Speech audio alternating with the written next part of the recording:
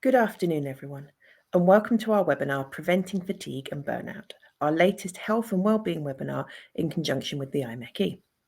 My name is Laura Klein, and I'm the Operations Manager for Support Network, the personal advice and support charity for members of the IMechE and their family. I'm going to shortly hand over to Becca Meadows, who's a corporate nutritional therapist and personal trainer, and will be delivering the content today. We're recording today's webinar, and all delegates will be sent a copy of the recording within a few days. And so if you are affected by technical issues, please don't worry, you will be able to watch at a later date. If you do have an issue today, please try refreshing your screen, and if that doesn't work, you can use the Ask a Question box and one of my colleagues will try to help you. Today's webinar will last approximately 50 minutes with a Q&A section at the end.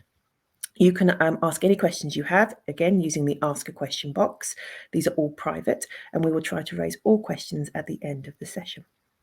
We would also be grateful if at the end of the webinar, you could take a few moments and give us your feedback so we can develop our webinar offering. You will find a link to this in the resources box. Becca, over to you.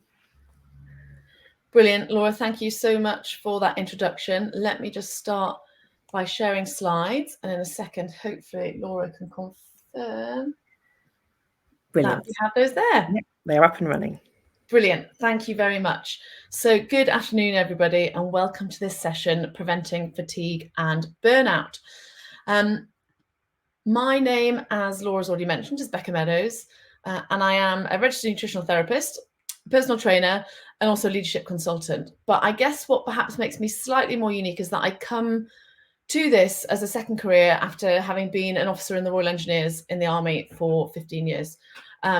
Although I didn't do an engineering degree, so I don't know if I'd be allowed, if I'd ever be allowed to be a member with you guys or not. The key areas that I really work on tend to be kind of around stress and anxiety, workplace performance, and particularly women's health. And I'm here today on behalf of Super Wellness, who are a global wellness company now, really focusing on delivering training that helps to improve both physical and mental health. And I feel like this presentation today really does straddle both of those areas in terms of physical and mental well-being. So hopefully you'll enjoy the session, and we will try and keep this first bit a little bit interactive. We'll see how it goes. And then there'll be an opportunity to ask questions at the end. So please, if at any stage there's anything you want to ask, type it into the questions box, and then Laura can pose those questions to me at the end. So just to get everybody's brains kind of firing, let's get thinking about these questions on the slide here. And a poll is going to be launched in a second. And I want you to think about if you can name a symptom of burnout. And I appreciate I'm asking these questions before you've had the presentation, but let's just see what we all think. And I'll give it a few seconds and hand over to Laura, who can let me know what people's responses are. Okay, we'll close that poll in 3, 2, 1. Ooh. Okay, it's taking a little while for those to come through, Becca, so we may need to pick them up a little bit later. Okay.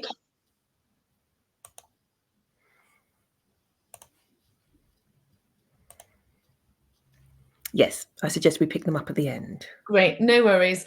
So let's have a little think about some of these questions here. You know, can you already name a symptom of burnout? Just think about that yourself. Have you suffered? Do you feel like you've suffered from burnout personally or a family member? But then let's also think about fatigue, and we're going to cover a little bit in a minute about the separate definitions between fatigue and burnout. But can you think of any conditions that come to your mind where fatigue would be a common side effect? So have a little think there as well, and just think that to yourself, and we can share some of those at the end of the presentation. And then start to think, what has helped you? If you look back perhaps at your professional experiences or your personal experiences, what behaviours have helped to reduce work-related stress? And I'd really like you to consider that yourself from your personal perspective, but also from the employer-led side as well. Have a little think there. And then the last one, I feel like this is a test on a GCSE biology paper. What is the accurate name of the powerhouses that we find in our cells? What do people reckon? Mitochondria, nucleus, or cytoplasm? I can almost remember right back to those paper exams, you know, drawing out a picture of the cell with the cell membrane. So have a little think, and you can reward yourself if you get it right in a moment when we move on to how we produce energy in the body. I thought I was going to give away the answer there for a second. So there's just a few questions just to consider yourself, just to get us all engaged and into the topic. So how are we going to look at fatigue and burnout today? Firstly, we're going to look at the difference in the definition of what fatigue and burnout actually are. They're phrases that we use a lot, but let's look at what the actual definition is. Then importantly, we're going to look at the signs. Then we're going to take it down a little bit more of a science route in terms of we've got the signs and the symptoms of fatigue and burnout, but what does that actually mean is happening physiologically? And what is it that could be going wrong inside the body? Some of our bodily processes that could be contributing to burnout and fatigue. And then the key takeaway bit, the key bit that you kind of go away thinking, oh yes, I could implement that change now, is the last bit, the practical steps to manage burnout and fatigue. And it might be that you're just listening to this presentation today for pure interest. It might be that you have a very personal reason for wanting to look at burnout and fatigue for yourself, or it might be that you're wanting to support a friend or a family member. And again, it's just always being aware that we're not always ready for change. This presentation will be ultimately about implementing some behavioural and health changes, but sometimes we're just not quite ready. And sometimes we just need to accumulate all of the various bits of information before we feel ready to make that change. So if today isn't the day for you to make change, then that's fine. Take on board the information and think about how that change might look for you in the future. But if today does feel like the time to make change, then I hope you get some really handy and practical tips that you can take away and implement from today. Okay, so let's start with a good definition. Let's start with fatigue first. So fatigue, it isn't just being tired. Fatigue is kind of the next level, I would say, in that it's this deep-seated kind of tiredness that kind of you feel in your bones, and it isn't relieved by sleep and more rest, and it can feel really quite overwhelming. And this can sometimes be a symptom of burnout, but also it could be a symptom of other health conditions, which we will talk about further on in the presentation. So again, if you've suddenly got the onset of a new symptom, like extreme fatigue that is not relieved by sleep and rest, then I would call this what we call a red flag symptom. So this is something that, as a registered nutritional therapist, I would be duty bound to recommend that you go to see a GP to have further investigations around this new symptom. But again, a lot of us normalize fatigue now. We normalize stress, we normalize fatigue, and it's common, but it is not normal. So just be aware if there's this sudden onset and it's not relieved by sleep and rest, it might be that it's possibly worth going to speak to your GP. And then next, let's have a little look at burnout. And again, burnout, I feel, is a really kind of commonly used term that's used quite a lot. And it's more than just feeling a little bit stressed. It marks a real accumulation of tension, exertion, and also quite uniquely this feeling of hopelessness. And it can be quite hard to identify, and it's sometimes only retrospectively that you look back and think, yeah, that was me. I was burnt out then, but I didn't see it. It's not a medical condition. It is classed as a medical syndrome. But again, a syndrome is more just a collection of symptoms. And we'll explore some of those signs and symptoms a little bit later. Burnout is really characterized by three key things. This is a feeling of depletion or exhaustion, so just not having any energy, increased mental distance from a job, or a feeling of kind of negativity and cynicism towards your role, and also reduced professional efficacy. So those are the three World Health Organization kind of characteristics related to burnout. And it's really interesting that it's linked to chronic workplace stress. So the definition is quite clear that burnout is related, or is a workplace related syndrome, which I think is quite interesting, because I think quite often you can't necessarily separate workplace from personal lives. And I think there's a lot of things that can be going on personally, which make the risk of burnout more likely. So again, we can discuss some of that in the questions at the end as well. So let's have a little look at burnout. And again, it has been referred to in some articles as the silent epidemic, which is quite a depressing title, really. And there's a really large study that looked at a number of the G7 nations, about 11,000 people, looking at the number of employees that self-report burnout. So again, this hasn't been diagnosed, it's self-reporting. And they looked at it in 2022, and they looked at it in 2023.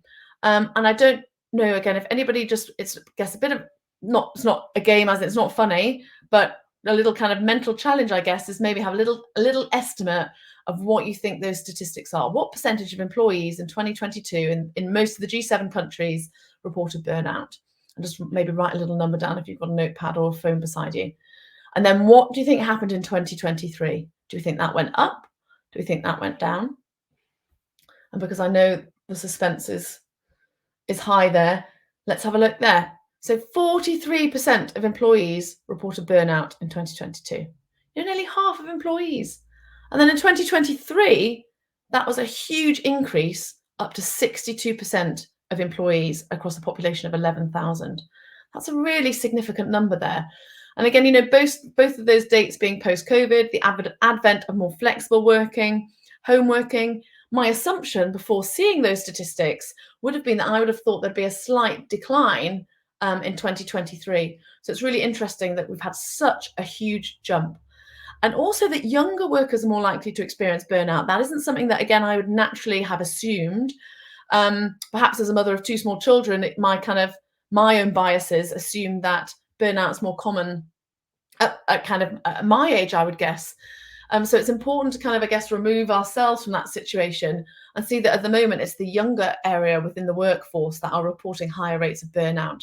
So again, if you are a line manager or have leadership responsibilities within your organization, it's maybe just thinking about what you're offering and what you're doing for the younger areas of your workforce, not just those that are 30 and older. And I'm definitely in the 30 and older bracket. So let's have a little bit of a deeper dive into some of the symptoms. And you won't necessarily identify with all of these. It might be that one or two really stand out for you, and it might be that you recognize some of these symptoms in others around you as well. And as I mentioned, it can be quite difficult whilst you're in that burnout kind of area yourself, sometimes to recognize where you're at.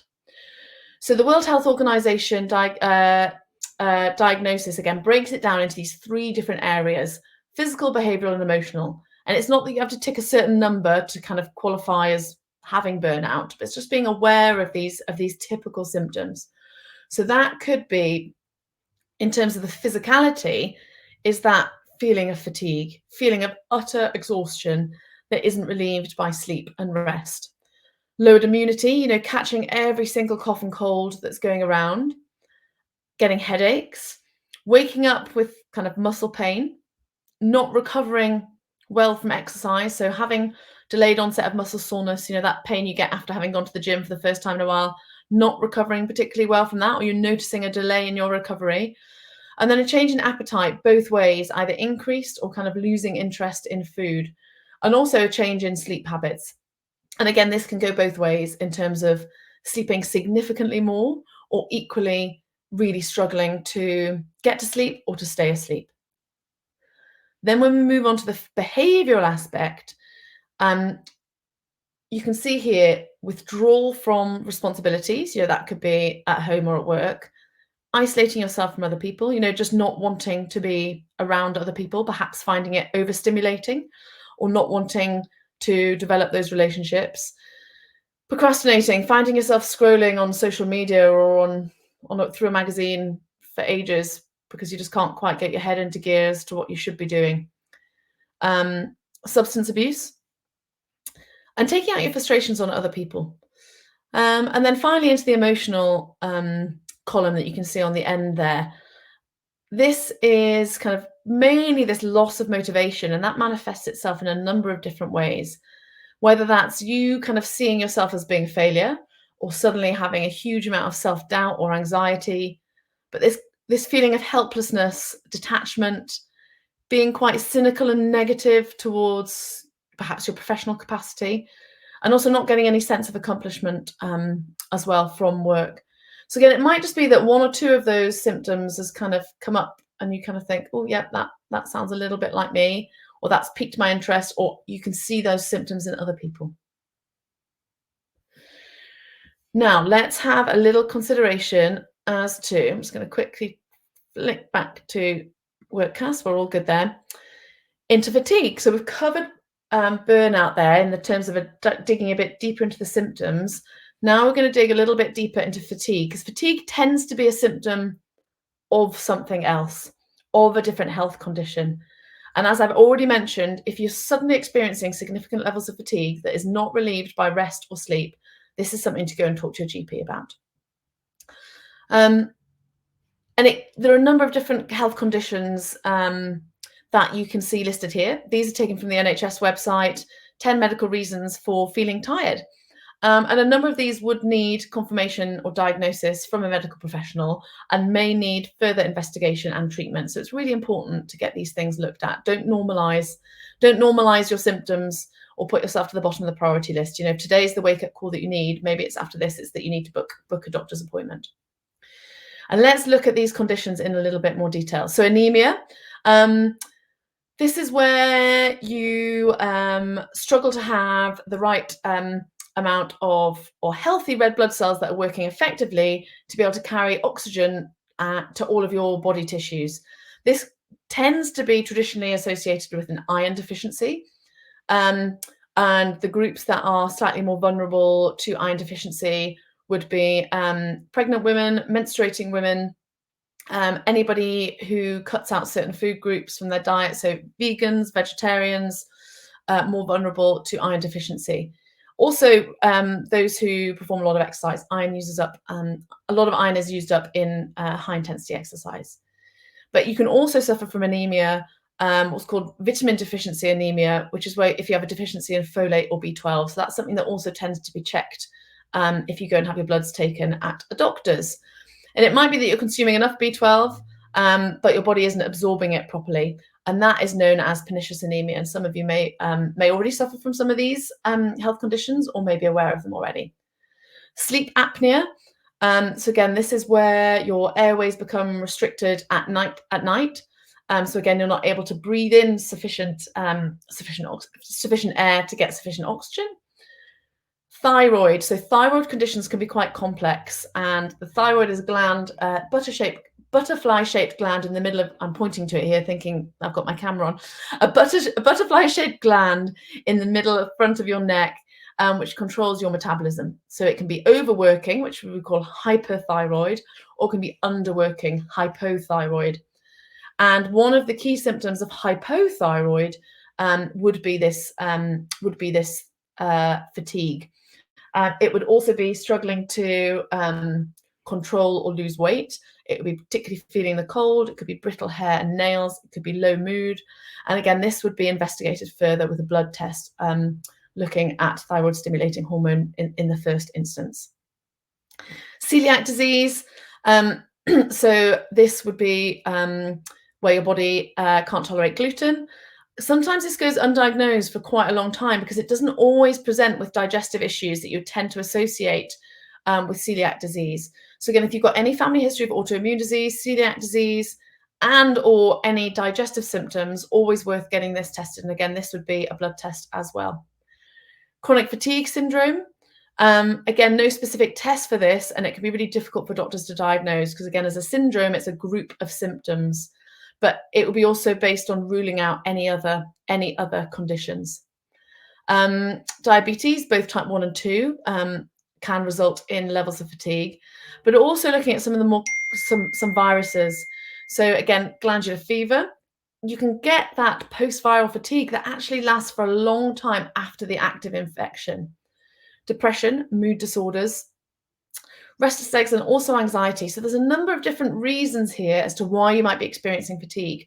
But the key thing is that a lot of these need further investigation and need treatment so that you can manage them and start to feel like you've got better energy levels. Okay, so now we're going to move into a little bit more of the science. So stay with me. And this is where we go back to our GCSE biology and our drawing of the cells. So For those that answered that the powerhouses of the cell were the mitochondria, well done, gold star. We have over 37 trillion cells in our body, which is just a mind-blowing number. And each cell contains a number of different organelles. So you can see on the picture here, this cell has got a number of different objects, little colourful bits in that picture inside. These are all organelles, and they all have different roles in helping run that cell. And the mitochondria are a type of organelle found within each cell that's responsible for energy. And we find them in different amounts in different cells, depending on the role of that cell. So, for example, cells in cardiac muscle will have significantly more mitochondria than skin cells because they need to produce more energy. And they make up quite a significant proportion of our cells. So in the liver, 20% of our cells, kind of the mass of our cells, is made up by mitochondria. But this increases in the heart by up to 40%. So, almost half of that cell is made up by mitochondria, which again, this picture here doesn't necessarily do that justice. I think it's interesting when you look at this picture, the mitochondria look like little radiators. And for me, that's a really useful kind of analogy in terms of producing energy. It's almost like a little heating element when you look at the picture there. And the mitochondria have a number of different roles, not just producing energy. They also help to regulate immunity, control cell autophagy, so cell death, but also cell renewal, and also the calcium balance inside our cells. And they're really, really important to our overall health. And if they become damaged, that's where we start to experience certain symptoms, including fatigue, and also increases our risk of other diseases. So we're going to look into a little bit more detail at what the mitochondria do and how they work, so that when we move on to the things you can do to reduce the likelihood of burnout, help support burnout, and help reduce fatigue, you understand the reasoning behind it. So a picture here of a woman eating a burger. It's probably not necessarily the best example. I mean, it's got lots of salad, it's got lots of vegetables in it, so we'll give it the benefit of the doubt. We all know that eating food gives us energy. But what we're going to do is now kind of dive a little bit deeper into exactly what's going on in that process from eating that food all the way through to how we feel. And once we've eaten certain foods, the digestive system is very clever. It starts to work on the food and starts to break them down as soon as it enters our mouth. So our saliva contains certain digestive enzymes to help break down the carbohydrates into sugars and eventually into glucose. And obviously the stomach acid in our food, in our stomach, acting upon our food, helping to emulsify the fats, and then all the digestive enzymes that get pumped into the duodenum from the pancreas, again, helping to break down the carbohydrates into glucose, helping to break down the proteins into amino acids. And then it's once all of these foods are broken down into these smaller molecules that they can pass through that gut-body barrier and start to move through the bloodstream to get to the mitochondria. Particularly, what we're really focusing on here is the glucose that we're going to use from the carbohydrate, the glucose that is going to power our cells into the mitochondria to produce energy. So the mitochondria break down this glucose when it enters the cell. And because the mitochondria already contain oxygen, it uses the glucose together with the oxygen to create energy in a cell, in a form that the body can use. And some of you might remember adenosine triphosphate, ATP. That's the type of energy that the mitochondria are producing by joining the glucose with the oxygen. And it's this process of what's called cellular respiration. So oxygen in the cell reacting with glucose to create energy. And it's this process that we're wanting to optimize. It's this process that is going to give us a number of health benefits, but primarily help reduce any risk of fatigue. So as I mentioned, this energy-rich compound, the adenosine triphosphate, is created by the mitochondria, and then it kind of stores this energy in the form of chemical bonds. That's how it saves up this energy. And when these bonds are broken, that's how the body can actually use this energy. And again, going back to biology lessons, I think this was probably more A-level than GCSE, we learned about the Krebs cycle. And this is the series of chemical reactions that releases the energy stored in the nutrients through a process of oxidation. And it's such a central reaction that underpins all the energy that our cells have to perform all the different roles that they do in the body. And we really need to optimize this process to give our bodies all the building blocks it needs so that this Krebs cycle is as effective as it possibly can be. So what can go wrong with this process when we're looking at those mitochondria, taking the glucose from the food, taking the oxygen that's been delivered by the red blood cells and producing ATP? What can go wrong? So one of the first things that it's important to have a little look at is insulin. So insulin is a hormone secreted by the pancreas that regulates the body's energy supply. And it primarily does that by facilitating the glucose getting into the cells. So allowing the glucose to go from the bloodstream into the cells where it can start to be part of that cellular respiration. And there's a number of different conditions where we're not either producing sufficient insulin, both type 1 diabetes or type 2, also where our cells become insulin resistant. And this is more traditionally associated with type 2 diabetes. So that's essentially insulin as a hormone. It's a little messenger knocking on the cell saying, please take this glucose in. And the cell's like, you know what, I've heard this before, I'm not listening. And that issue around insulin and regulation of blood sugar can start to really impact that Krebs cycle and fatigue. And we'll come on to that a little bit later. So again, if you are experiencing fatigue, something that will be run as part of a normal blood test would be your HbA1c, which looks at how your blood glucose levels have been for around the past 3 months. We mentioned also the thyroid, and the thyroid is so important for regulating our metabolism, so the rate at which we produce this energy, this ATP. And some of the most common symptoms of the thyroid not working effectively enough, so working suboptimally, as I already mentioned, would be changes in your metabolism. So feeling sluggish, feeling tired, a slowed down digestive function, increased requirement for sleep, low mood, brittle hair, dry skin, and really dry nails, all signs that the thyroid isn't sending the right signals to the body to optimize that production of energy. Looking at mitochondrial dysfunction, this is a huge and very specialist area, and there's a number of diseases and illnesses caused by mitochondrial dysfunction, including kind of rare genetic disorders that might be discovered in children. That's slightly outside of my scope as a nutritional therapist. But what we're kind of starting to see now is an emerging body of evidence looking at how more minor, so not genetic mitochondrial dysfunction, but kind of suboptimal mitochondrial function can be contributing to other diseases.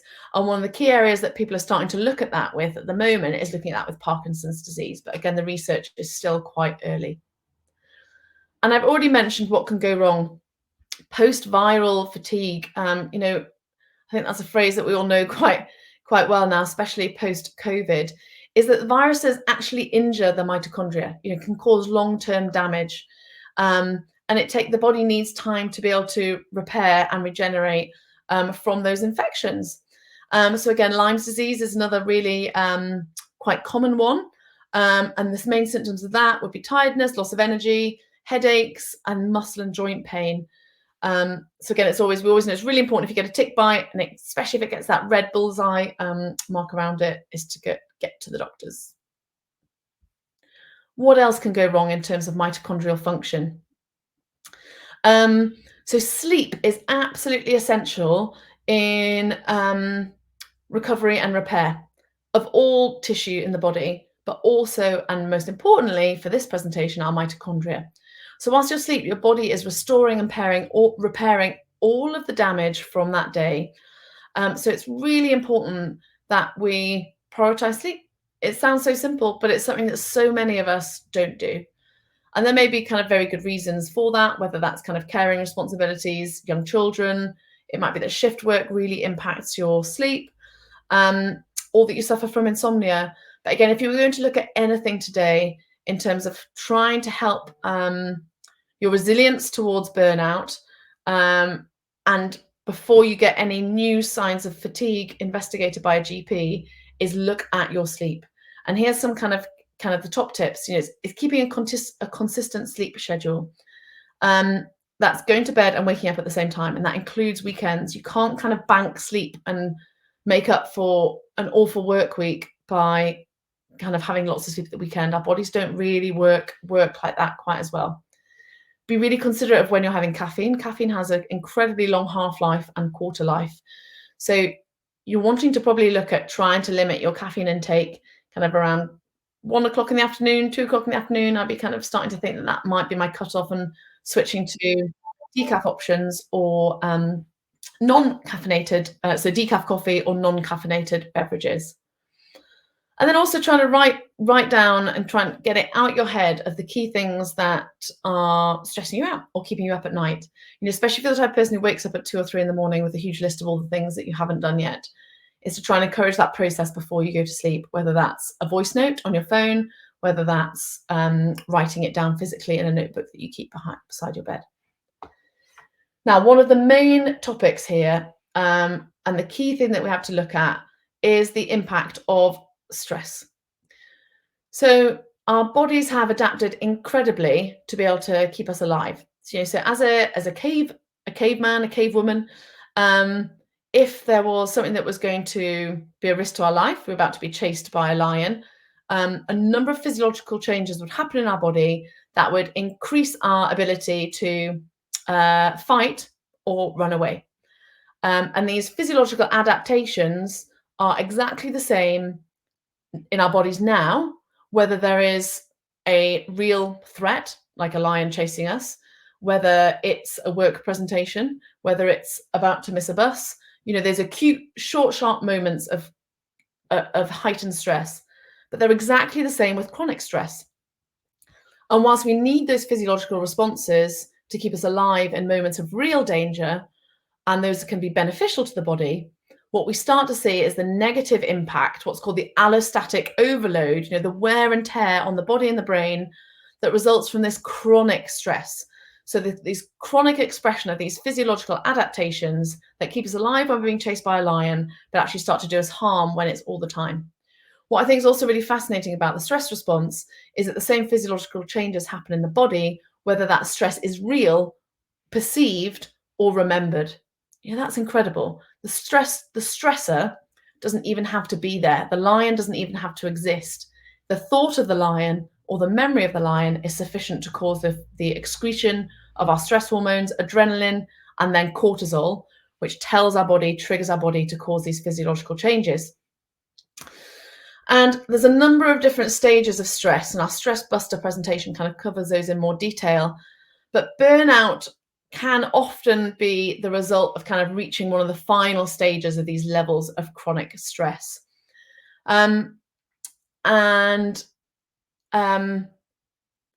These problems that we see kind of associated with this chronic release of adrenaline and cortisol affect every single body system. So we're going to go through a few of these in a moment just to see what's happening.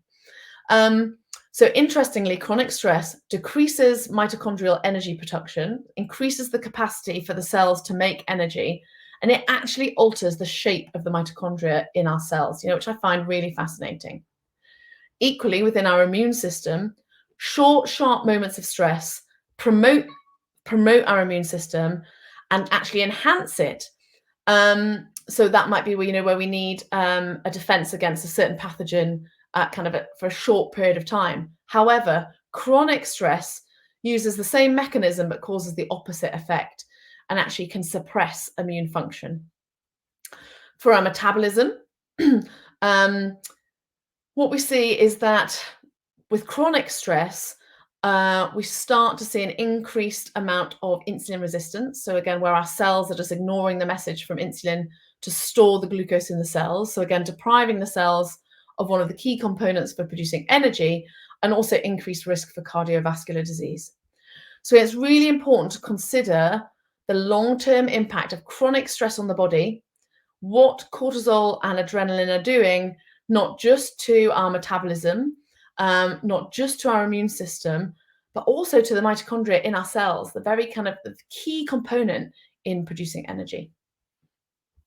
When we are stressed, we also use up a lot more vitamins and minerals. They're called cofactors, so things that contribute towards a chemical reaction. So when we're pumping out loads of cortisol and adrenaline, we're going to work our way through loads more vitamin C. We're going to work our way through loads more zinc, and we're going to work our way through a lot more of our B vitamins as well.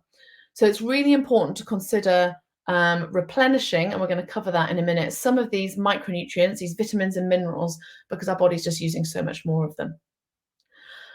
We also can look at some of the cofactors, not just in terms of stress hormones, but also in terms of that Krebs cycle that I mentioned. So the oxidization that occurs in order to be able to produce energy. And there's loads of different, if you think of this kind of cycle of different stages in the Krebs cycle, not only do we need glucose and oxygen, but at loads of little stages, if you think of a food mixer, we're adding in little teaspoons and tablespoons of other things to make those reactions happen effectively. And these cofactors for energy production mainly tend to be vitamin D, which we get from sunlight, or in the UK, we should be supplementing between October and March, 10 micrograms a day. B12, mainly from animal sources. Iron, again, both from animal sources, heme iron and non-heme iron from pulses, legumes, and leafy greens. Magnesium, which I always love, is found in dark chocolate, but also in your leafy greens and nuts and seeds. We need potassium, we need zinc. Zinc, again, predominantly found in animal products, but also things like pumpkin seeds. Selenium, really important for thyroid function. And that's predominantly found, well, a really good source of that is in Brazil nuts. So there's a number of different cofactors there that we need to really optimize energy production. And some of those will be tested if you go for a blood test at the doctor.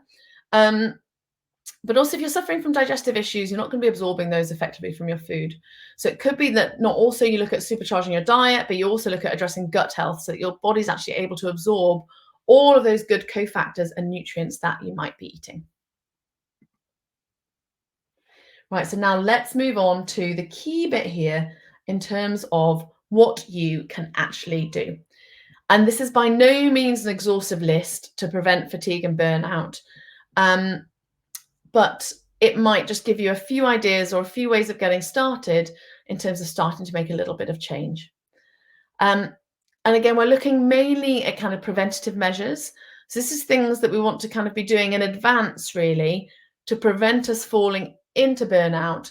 But the focus is also just on helping you fully understand this topic. And if you feel like you're already in burnout, again, a number of these steps will still also help you. So don't feel like just because they're preventative that then therefore that it would exclude you. First one is so important. Speak to your GP. I am not a doctor. I cannot diagnose. I cannot prescribe. So it's super important. If anything today has made you think, oh, yeah, I've been meaning to get that checked out for a while, do it. The doctor is never going to say that you came to them with something that was too small or too insignificant. If it is affecting you and it's at the onset of a new symptom, please go and get tested by the GP. And they'll just rule out another number of other different conditions. And here on the slide here is a number of things that might get tested if you had some blood tests. Vitamin D may be done, but it's not often done. If you are interested in your vitamin D levels and the GP won't test, you can go online, you can order a number of finger prick vitamin D tests, which actually are really accurate when you compare them with a full blood draw that would be taken intravenously from websites such as Thriver and MediCheck's, really well recognized websites if you can't get that test through the GP and would like to know your vitamin D levels. It's very difficult to know what to supplement, what dose to supplement without knowing where you're at the moment. Again, your iron may be tested.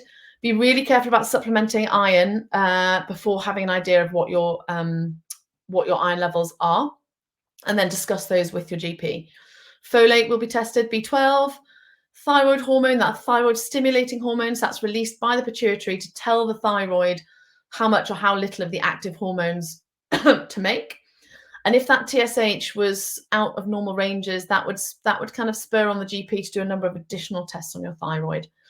And then in terms of blood glucose, so looking at pre-diabetes or type 2 diabetes, they'd be really looking at your HbA1c, and this gives you kind of a snapshot or a reflection of your glucose levels that have been in your blood for the last 3 months.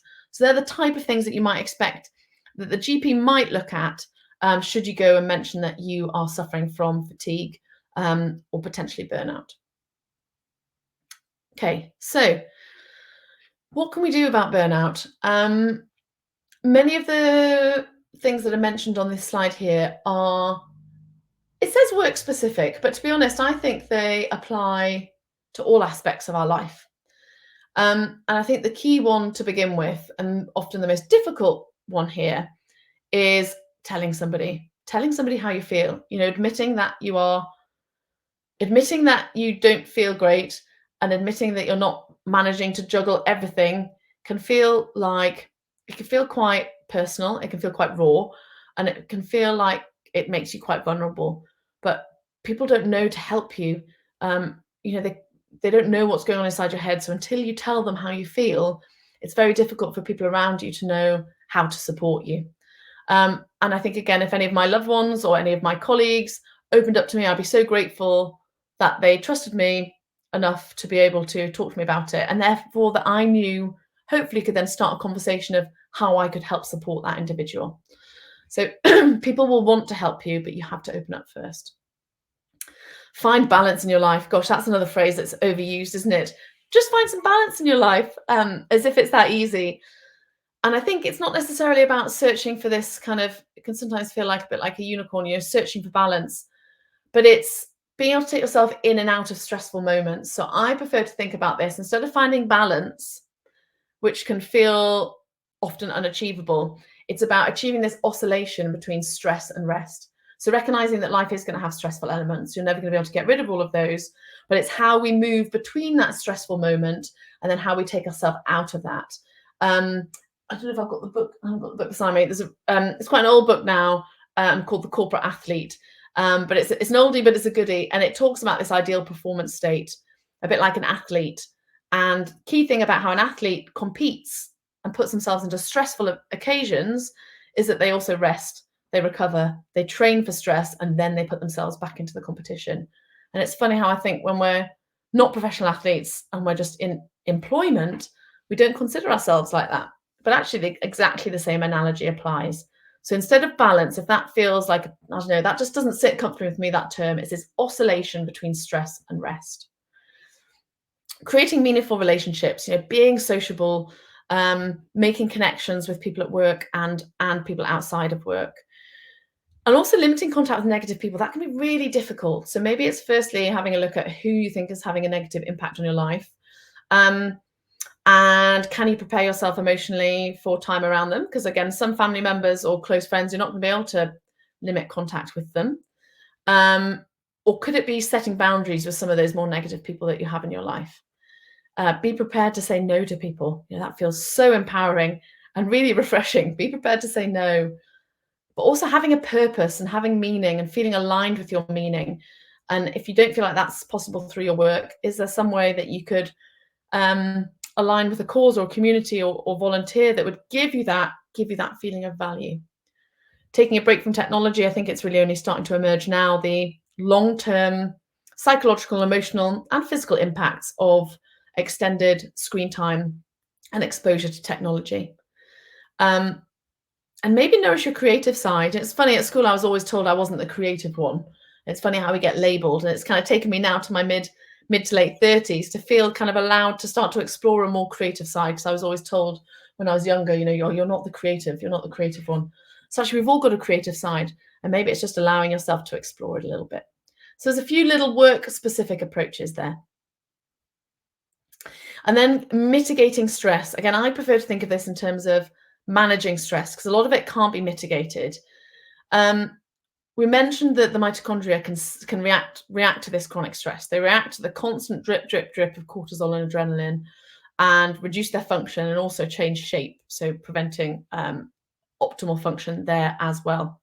So again, it's this oscillation between stress, exposure to stress, but then stress relief or rest, and what you can do to try and take yourself out of that stressful environment. So firstly, you need to notice when your stress levels raise and what it is that triggers you to feel like you're in that stress state. And also be more aware of what makes you feel slightly calmer.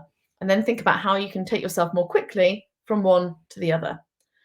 And this could be spending more time in nature. It could be aiming for more sleep. It could be going and doing a yoga session, but they're all quite long, big things that can sometimes feel quite difficult to commit to. So what I like to think of is also micro rest. So thinking about how we can incorporate really small breathing exercises for a couple of seconds. It might be during a meeting. It might be during a difficult conversation with colleagues. It might be when you've just been given one additional task and you're just not really quite sure how everything's going to work. It could be looking out the window for 5 seconds and looking at really focusing on 3 things about the tree that you can see. It might be quickly listing in your head 3 things that you're grateful for today. All it is that little kind of couple of seconds of really trying to get your body out of that fight or flight into that rest and digest side of your nervous system, so that you're better able to manage and deal with that stress when you inevitably go back into that stressful environment. So let's look at some breathing exercises. Breath is one of the only ways we have as individuals to actively control that switch between the sympathetic, the fight or flight, and the parasympathetic side of our nervous system, the rest and digest. Everything else happens without our control, but breath is one way that we can try and get our body to switch to feeling safer. And there's so much research around this now. It's really quite incredible. It's these short, anxious breaths high up in the chest that often cause anxiety to worsen. What we're really wanting to do is encourage much deeper breathing in through the nose and exhaling slowly and extending the exhale, which not only activates nasal nitric oxide, which enhances the oxygen uptake in the blood, it activates our diaphragm, but it tells our body that it's safe. That extended exhale tells the body that it's safe. And there's a few different things that you can look at if breath work is something that you're kind of particularly interested in. 4-7-8 breathing is something that has a lot of research around it. So that's inhaling through your nose for 4, holding for 7, and exhaling for 8. And the exact duration, you don't need to have a watch there measuring the seconds, but the proportion of those sections needs to be roughly around the 4-7-8 proportions. So if you can't exhale for a full 8 seconds, just keep the counting constant throughout and try and hold the breath, inhale and exhale for those ratios. You may have also heard of square breathing, where you would look at, this is quite good when you're in an office because you can always find a square on a window or a door. You inhale up one side, you hold along one side, exhale down one side and hold. And you just slowly work your way around the square or rectangle repeatedly. And I find that really helpful in just calming the mind down, especially if you're feeling anxious. 4-7-8 breathing can really help with insomnia, and I find that quite useful going to bed in the evening. Exercise. This is a bit of a controversial one. Depending on your level of fatigue, exercise can help. Ultimately, a short amount of stress trains the body better to deal with stress and helps improve mitochondrial function. But we've got to really gauge the level of intensity quite carefully. And if we're starting to get any level of adrenal dysfunction, so where the adrenal glands in the brain, because of exposed chronic stress, are not really communicating very well to each other, exercise can sometimes heighten that level of chronic stress. So if you're not already fatigued, high intensity interval training, HIIT training, can boost mitochondrial function and definitely prevent fatigue. If you're already fatigued, this may not be appropriate, and your mitochondria might not be able to produce enough energy to sustain you, which therefore also makes recovery quite difficult and can cause prolonged muscle pain. Because HIIT, this high intensity training, solicits such a powerful reaction from our sympathetic, our fight or flight side of our nervous system, it's really important to prioritize recovery. If you're doing really high intensity workouts, you've got to prioritize recovery. According to a recent study, just one 30-minute session of moderate exercise improved feelings of mood, tiredness, restlessness, and self-perception of cognitive abilities. That's really, really quite powerful. But if you're already starting to feel fatigued, it may be that you need something slightly more restorative and slightly more gentle. And there's a few examples on the slides there. Pacing, another really interesting technique in terms of taking control of that balance of activity and rest. So it makes you a little bit more aware of when you need to be slower and when you feel ready to take on a little bit more. So you break activity into manageable chunks. switching between physical, mental, and social activities throughout the day. And some of you, if you suffer from chronic fatigue, you may have been taught this pacing technique already. And this is a bit where I get excited as a nutritionist, a nutritious, balanced diet. So ideally, we're wanting a balanced plate. The adrenals do not like to be starved. We need to be eating food. It's what gives us the building blocks to produce energy. Complex carbohydrates, we're trying to keep those minimal. So, kind of a quarter of your plate or less. That's your starchy vegetables. It's your brown rice. It's brown pasta. It's your potatoes. Half your plate should be made up of vegetables. That's just something we're not used to doing, particularly in the UK. Loads of different colours, which will mean that you're getting a real mixture of antioxidants, which help protect the mitochondria from oxidative stress. Protein should make up a quarter of your plate for every meal. Yep, that's including breakfast, to provide a variety of different amino acids, particularly glutathione, which is one of the master antioxidants in the body, which again really help protect the mitochondria. And we need a bit of healthy fat. So we're thinking about reducing the inflammation through fats from oily fish, avocados, olive oil, nuts and seeds. But this only works if your body can absorb what you are eating. So if you have any digestive discomfort or dysfunction, again, that would be something to go and discuss with your GP or work with a nutritional therapist for. And there's a few ideas on the slides here in terms of cooking foods like soups, smoothies and stews can aid digestion, but also soaking grains, including oats overnight, and nuts can really help increase the availability of the nutrients inside them. You may also want to consider introducing some prebiotic foods, which is foods that feed the bacteria in our gut. So this could be things like asparagus, chicory, apples, onions, garlic. If you suffer from IBS, some of those might cause a flare-up. And also probiotic foods, so foods that contain good bacteria, like live yogurt, kimchi, sauerkraut, kombucha, to name a few. And there are a number of different micronutrients. We already mentioned a few of them earlier on. There's a few more slightly niche ones here that really help to optimize mitochondrial function. Green tea contains a powerful component called EGCG, which can potentially increase the size of mitochondria.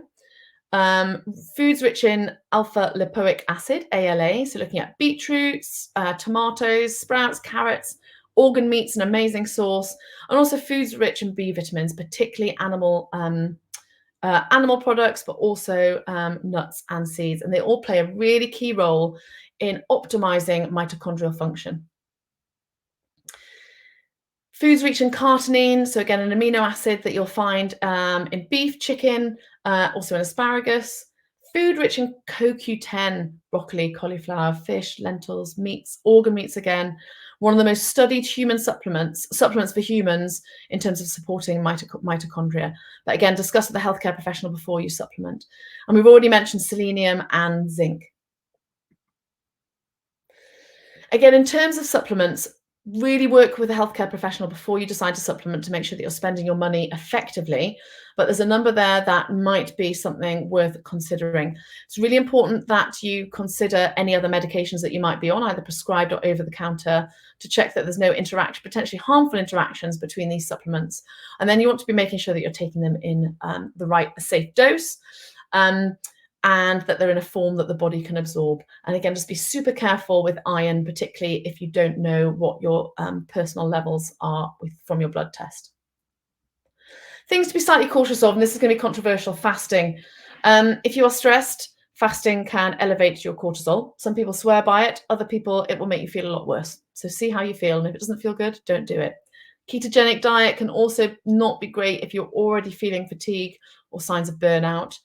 Also, exposure to environmental toxins, nicotine and alcohol, all going to impact the ability for the mitochondria to produce energy. So we've got 6 minutes now for questions. At the end of the slides, what you'll see here when you go back through the slide pack and into the resource section is an infographic about burnout, some really tasty recipes to support you with everything that we've discussed today, and also importantly, some links here. And I think the key one I just want to flag is the mental health support. If there's something in this presentation that has raised some concerns around anxiety, low mood, depression, please have a look at some of those mental health support links that you can see there. And again, some links for line managers and colleagues to how you can help support people in the workplace. So let me end that show there and switch back to my camera. And Laura can let me know any key questions. Brilliant. Thank you, Becca, for that really interesting webinar.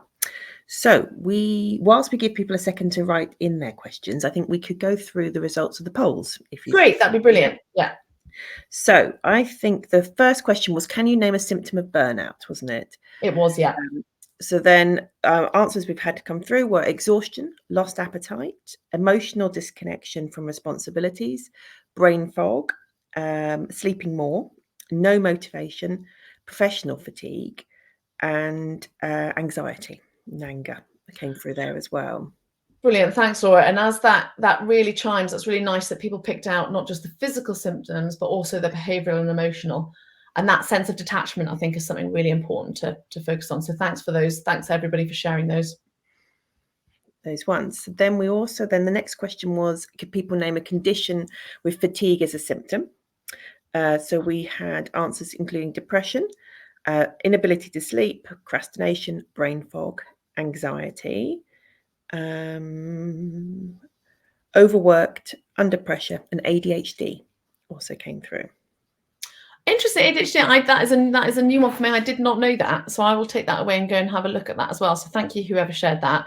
I think it's really important that we start to speak more widely about all the symptoms associated with neurodiversity, because I think those have been excluded from a lot of the mainstream education information that we've had recently. So thank you for whoever shared that. Brilliant. And then behaviours that people felt helped them to reduce their work-related stress included connections with others, exercise, talking about clear objectives, getting properly away from work at the end of the day, and then the idea of a solid division between work and home, support from others, reducing their workload, taking time out to do things that they enjoy, running, not working long hours and resting within the recommended times, doing exercise at lunchtime in the fresh air, and time management. Brilliant. You know, those are all really real range there of different behaviours, both for you as an individual, but also, again, just reiterating for anyone who's a line manager or a leader, the things that you're helping impose for yourself. Do you have a role in helping supporting others to achieve something similar? Because sometimes people need permission or feel like there's a safe space to be able to start to implement some of those things themselves. So it's taking that one step further in terms of what can you do for yourself, and if it's working well for yourself, is that a conversation you need to have with your team about how you can help support them as well? Brilliant. And then your final one was the accurate name for the powerhouses in our cells. I have to say, most people did say mitochondria. It's great. Well, but one person said Kevin, which I think is a mitochondria. So much easier to remember and to spell. Yeah, much easier to spell, definitely. I like that. Thank you. So that was all the polls. So let me just flick across here to some questions we've had. So if I do these in the order they came in, not a question as such, but someone has mentioned that they had extreme fatigue last year and it turned out that they had an underactive thyroid. So that sort of connects with what you were saying, that if you're noticing something different, to get it checked out. Yeah, absolutely. Really, really important. I can't stress that enough. Perfect. And then the next one was, again, not work related per se, but they found that reading social media, for example, Twitter, so not reading it anymore, had been very helpful. I think it's really interesting, isn't it? And I think we're only starting to see now the long-term impacts of all this screen time and all this constant stimulus and what that does to our brains. And I think the consensus at the moment is limiting time on social media has significant benefits, kind of behaviorally, emotionally, and physically. Perfect. So then next question was, all of the food advice is really interesting, but are there any examples of full meals which hit this big range of things we need? I don't know whether there were any recipes associated with this webinar. I know that in general, the webinars that you offer often have the recipe packs. Yeah, they absolutely do. And you will have a number of recipes in the resource pack. I think the key principle is, rather than going for kind of specific meals, because that's really specific, and after a certain time you're going to get fed up of that meal, it's thinking about the principles that you can apply to every meal. So if you think of your plate as a circle and you cut it into quarters, A quarter of that plate is your lean protein. And that might be animal products. That's going to be the most dense form of protein, but it could be tofu, tempeh, legumes. And you'll have noticed that a number of the cofactors that I mentioned for supporting energy production tend to be found in those proteins, in animal products, but also the non-animal sources of protein.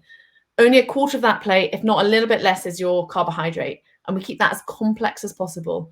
And that's trying to keep our blood sugar really nice and stable. And half of that plate, which is huge, is vegetables, different flavors, different colors, using oils, using herbs, using dressings to make that appealing. And by applying those general principles, it means that more of your meals are going to hit the spot rather than me recommending, a specific one meal. So that might not be that might not be the answer you particularly wanted, but it's hopefully slightly more useful. Okay, and then we had one last thing come through, which is interesting with the social media, is whether you have a social media presence or anything that people can follow you further. Yeah, I absolutely do. So there's two things I should probably mention. So firstly, it's Super Wellness, who you'll be able to follow both on LinkedIn and on Instagram. And I'm just checking to see what their full Super Wellness _wellbeing on Instagram. And then I am Becca Meadows Nutrition. But again, of course, today it's really important for me to reiterate today that I'm here on behalf of Super Wellness. But you can follow me on LinkedIn for more corporate stuff and on Instagram for more personal one-to-one nutrition. Perfect. Well, that appears to be all our questions today. So I can thank you again for the really interesting webinar and everyone for your lovely questions. As I mentioned earlier, a recording of today's webinar will be sent out to everyone who is registered, and you should have that within a day or so. As we've mentioned a couple of times, there is a resources button that you will see, hopefully, on the screen you can see. And within that, you will have Becca's slides and some other some recipes and some other handouts that could be helpful for that. But you'll also find a link to our feedback survey there. So if you haven't already answered that, it is really helpful for us in building our webinar program for the rest of this year and into next year. If you can give us some of your thoughts on this webinar and anything else you'd like to see. So we have a whole range of webinars which will help support you throughout your life, and you can find further information on upcoming webinars as well as recordings of the ones that we've already done on our website. And you can book on any new ones to watch live or to receive the recording to watch at your leisure. So our next health and wellbeing webinars are Musculoskeletal Detective on the 27th of March and Mastering Self-Belief, Tackling Imposter Syndrome on the 17th of April. So finally, I'm just going to one last thank you to Becca today for a really interesting webinar and for all our delegates for joining us. Thank you.